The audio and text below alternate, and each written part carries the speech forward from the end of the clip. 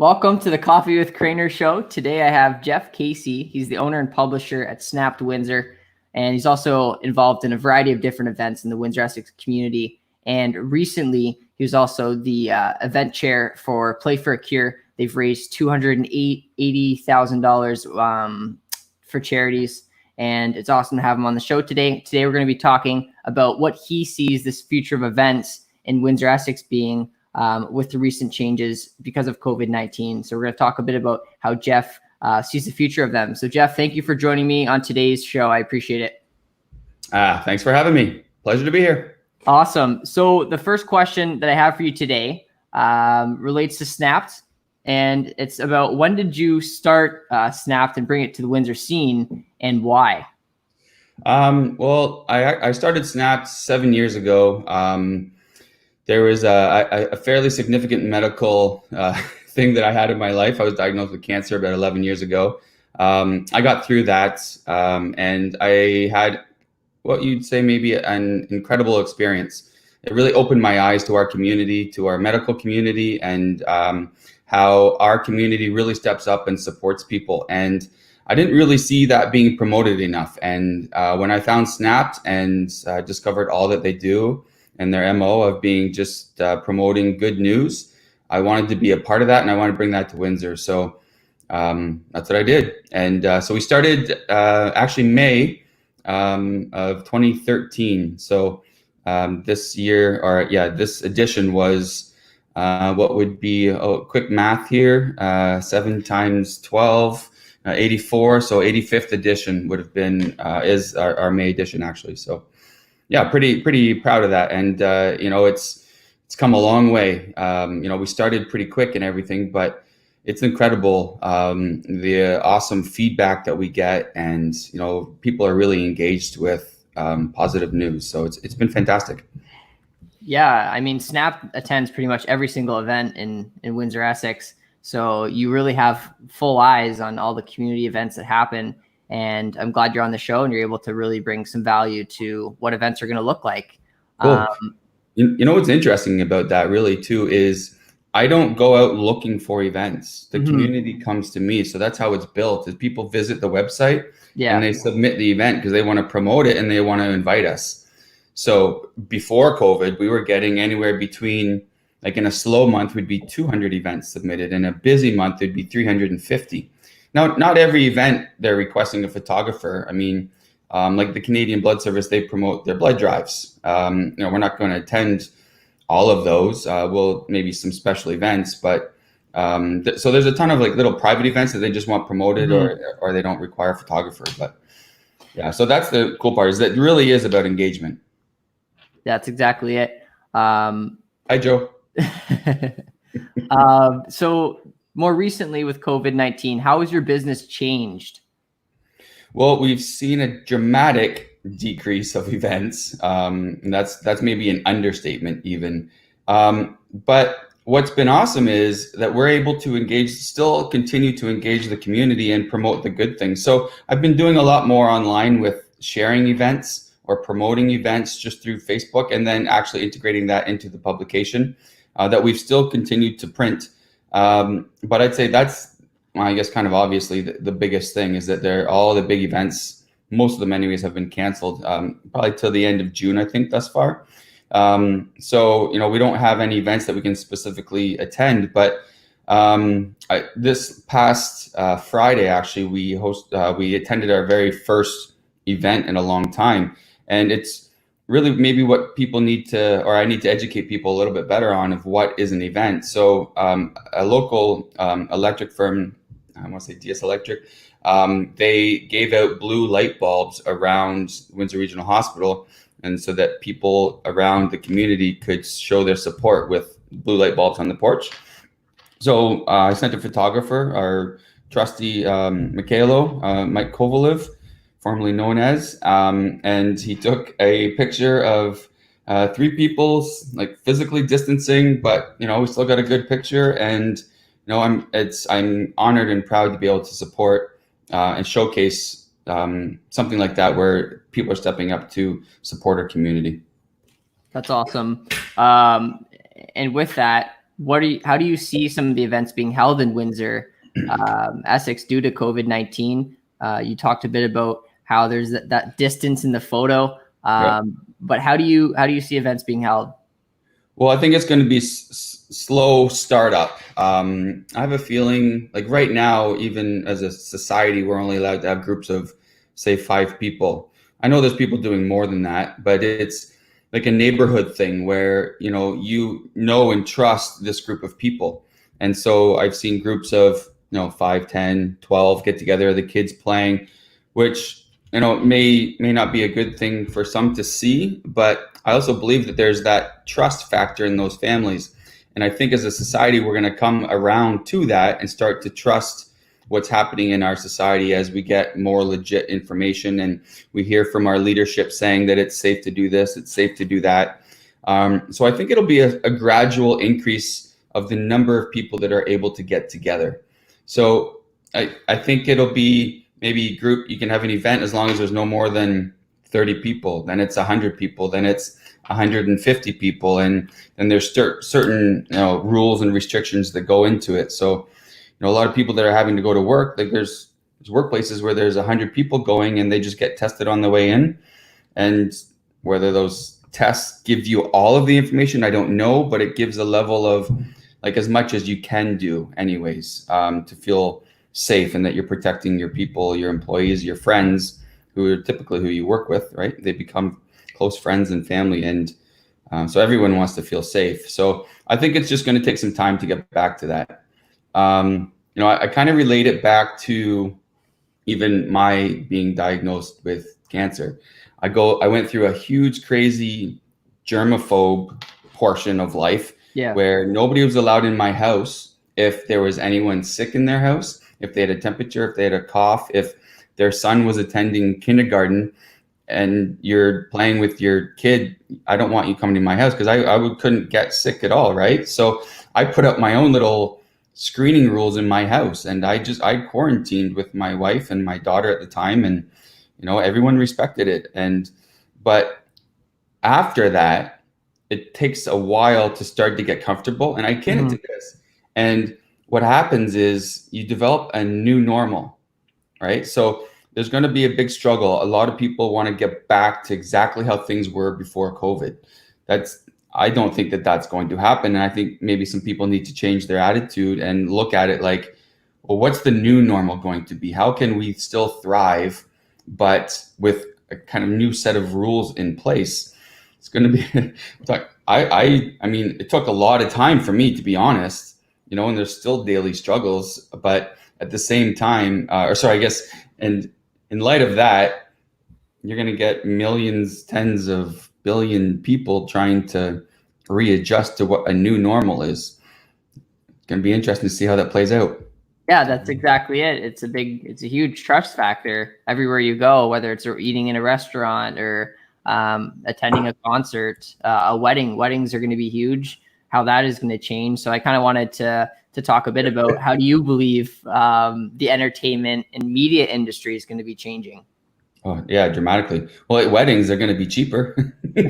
Whoever has to pay for them, because they might have to be smaller. Yep. Or more destination weddings, or maybe not, maybe local destination. I think that's kind of leading into what you just asked there. And it's all obviously related, but in terms of how the media and events and everything are going to change, I mean, we've seen a lot of big events canceled and everyone's vacations and trips and can't cross the border. And, there's small towns this weekend that are saying, I know it's Victoria Day weekend, but don't come visit us. We're not ready for that. I think as we start to open up and as things, people become more comfortable, I think that we're going to be able to travel small distances. And I think it's going to open up a huge opportunity for our community. We, on a charity sense and a business sense, we're very good at trying to support local. Like we want to support that local farmers market or that local business and buy this and et cetera, et cetera. And even our charity work. I mean, there's a huge focus on doing charity work that supports local. All in favor of all this. I think with the entertainment and event business in Windsor Essex is going to see a huge increase because I think a lot of our dollars kind of go across the border to Detroit, right? They have more people, but different infrastructure. professional teams, larger concerts, et cetera, I think that there's going to be a influx of attendance at events in Windsor, Essex. But back to the original thing of, I don't know how many people are going to be able to attend these things. So we're going to have to start to think innovatively to be able to accommodate as many people as possible. And, I don't know if you saw last night, but Blues Fest had Billy Rafool on for their Unity, our Unity concert. Things like that, just kind of maintain the hope, and that, these events are going to come back. We don't know what they're going to look like, but we're still going to try to maintain some of that momentum, and that all of our, the local community is going to be able to be there and support them. So, back around to your question, I think that there's a huge opportunity in our area, but it's going to have to be our community members that step up and help these events. Yeah, and speaking of changes in events, I want to talk about a little bit about what Snapped is doing. So for those watching tomorrow for Victoria Day, you're going to be able to watch fireworks virtually. So I want to play a quick video on what virtual Victoria Day fireworks are going to look like. So just hold on 1 second. I'm just going to share my screen here. So to do this, I encourage everyone to download the Snapped Hub app, which is, you see it listed there. And you're going to see a video of our AR guru, augmented reality, Daniel Ramlogan. He created this short video to demonstrate how the augmented reality digital fireworks are going to work. Awesome. And here's a quick tutorial and demo. Here we go. Hi, it's Dan here from Snapped. I've prepared this short video to demonstrate a fireworks experience delivered in augmented reality. We start by opening the Snapped Hub app and selecting the AR option from the bottom menu. Now, my home has been geofenced, so I can access the experience in my library. Once selected, the app prompts me to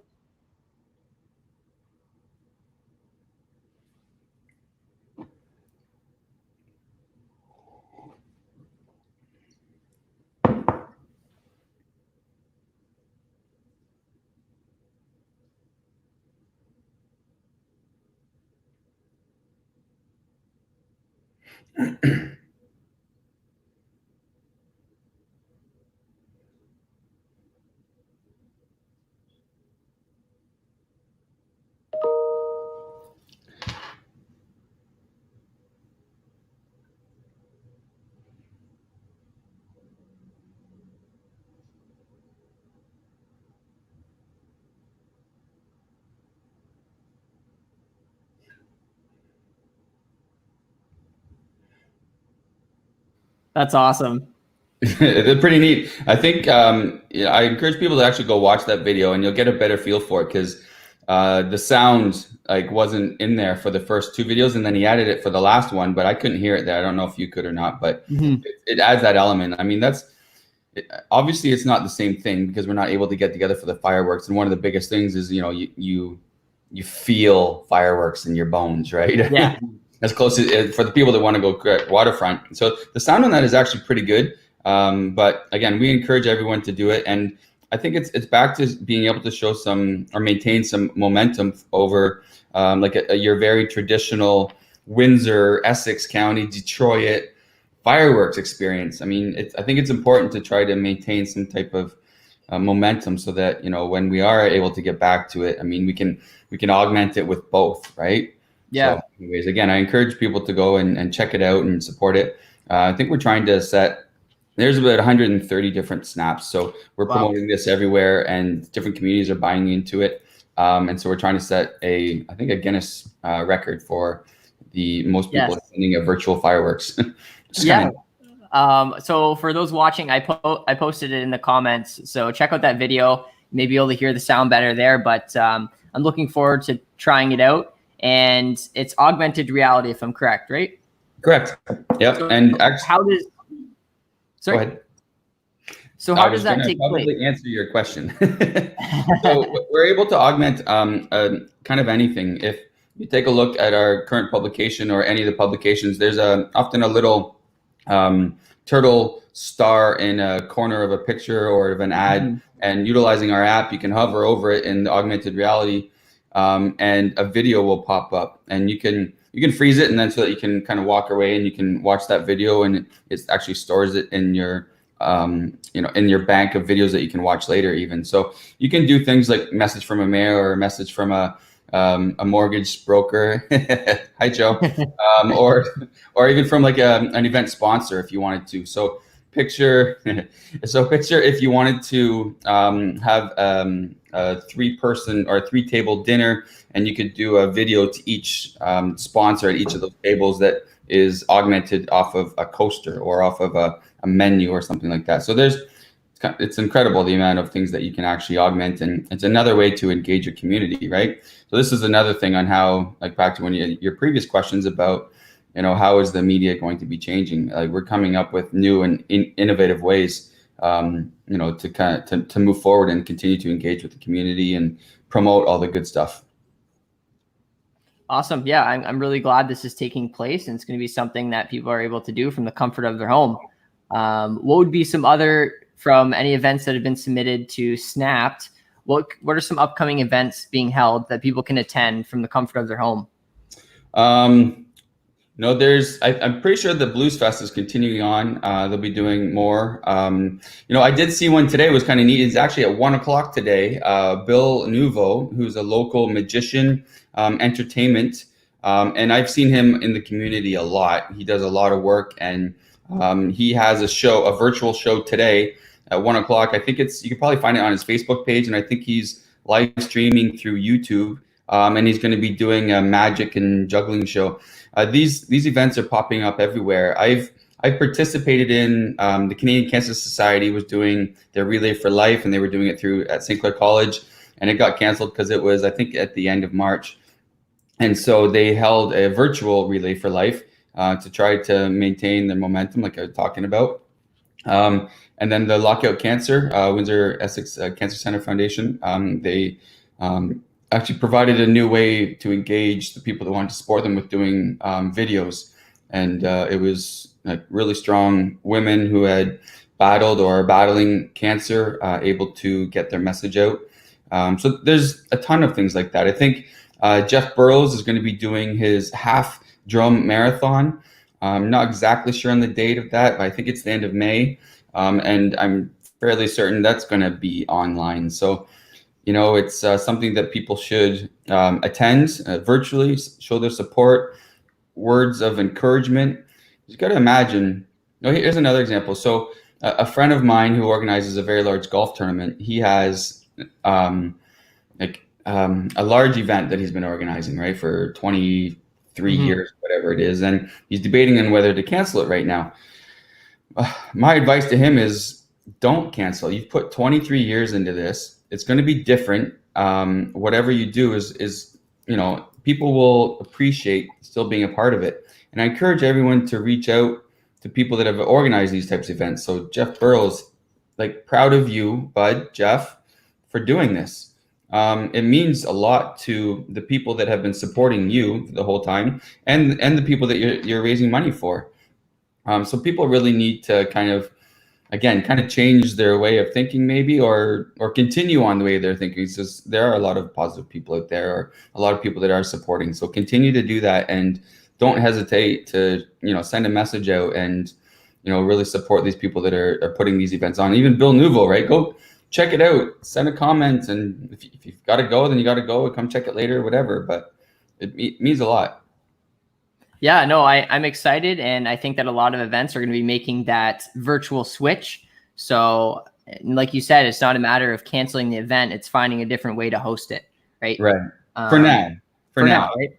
I still think that there's going to be a time where things get back to a new normal that has maybe a few new set of rules in place, and we do have to start respecting each other's germ barrier or whatever you want to call it to a certain degree. Yeah. But yeah, I mean, there's keep the hope, right? That's the other thing is, some people are canceling their events. Don't cancel them. Figure out an innovative way to do something to recognize the support that you've been given. Maybe that's a way to look at it. and for you as the event organizer to still do that event in some form to show the other people that you haven't given up and that you have the hope and you have the desire to make it happen. I'm struggling myself with this with Play for a Cure, which is that event that you talked about at the beginning. It tremendously successful our first year last year, and this year was ramping up to be better, bigger, more awesomer. And I'm struggling with, because it was supposed to be in March, right? So we've officially postponed it. I haven't actually canceled it, and I don't know yet what we're going to be able to do. I mean, I'm going to give myself a deadline of when I actually have to pull the chute on it if I don't see some rules or openings or changes. Even then I'm able to have it in some form. But, I'm working on something right now that can, kind of engage all of our participants and sponsors in a fun way. And it would be virtually. I'd love to see Marty McSorley interviewing Ally Frady. I mean, I'm just a little bit maybe worried on McSorley trying to figure out a Zoom call or who knows, right? But anyways, I think it's something that I'm trying to work out right now to try to, kind of maintain the momentum of the event.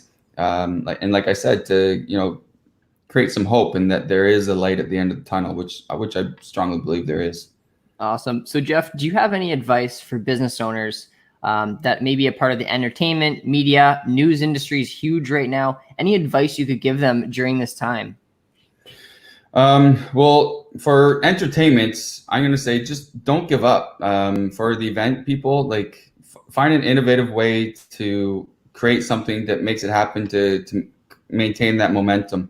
For the media, it's a big challenge, media and news right now. And, I want the truth for news that's given to me, and to try to find a trusted source is important.